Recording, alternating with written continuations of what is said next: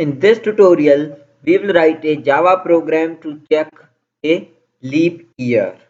And if you don't know, a leap year is exactly divisible by 4 except for century years, which means years ending with double zero. And for century years, the century year is a leap year only if it is perfectly divisible by 400. So there are two conditions. If it is divisible by 4, it's a leap year. But if it's a century year, then we have another condition. Then if it's divisible by 400, then it is also the leap year. So let's take the year from the user. Enter here, user will enter the year, and we store it into the integer variable year equals to reader dot next int. Okay, and we create a variable boolean data type of variable called leap, and by default we assign false to it. Okay, and then we check if it is the year is divisible by 4. Okay, so I say if year remainder by 4 equals to 0, if it's equals to 0, then I need to check if it's the century year or not. Okay, then I need to check the century years, which means if year remainder by 100 equals to 0, if it's a century year, then I need to check if it is divisible by 400. So my another condition will be if year remainder by 400 equals to 0. If this is true, then it is a leap year, so I will assign leap equals to true, and true, and otherwise in else I will say leap equals to false, which I don't need to mention because I have already leap equals to false. Okay, okay, and outside this f in this else, which means if not divisible by 100, i.e. not a century year. So if it's not a century year, then I'll assign leap equals to false, because if it is not a century year, not false but actually true. Why true?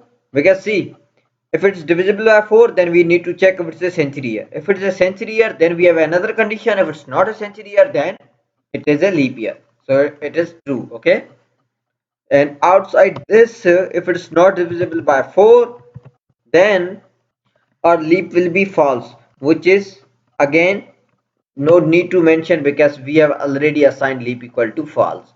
And outside this we say if leap, which means if it is true, then we say we print that year is a leap year, and in else I say year is not a leap year. There we go. So far, so good. Let's run it. Okay.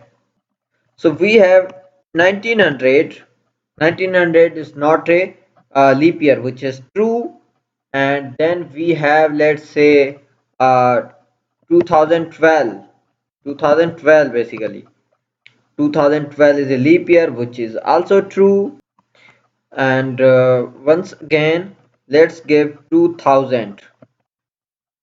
2000, and this is also a leap year, which is also true. So far the code is working perfectly fine. Let me walk you through the code once again. What we have done is we have given message to the user to enter a year.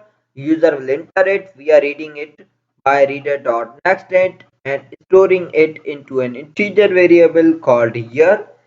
We have created a boolean variable called leap and assigned the value false to it, and then we are following the definition of the leap year, and we are checking if it is divisible by 4, and if it is, there are two conditions.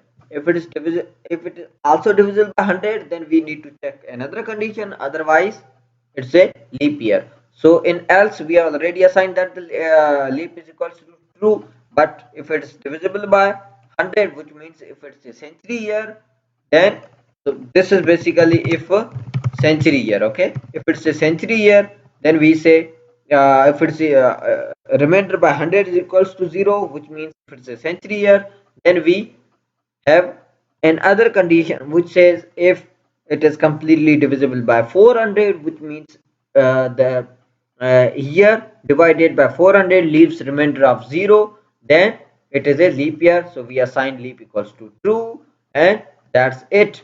And outside these ifs, we have another if which just checks if leaf is true, then it prints that the year is a leap year, and else it prints that the year is not a leap year.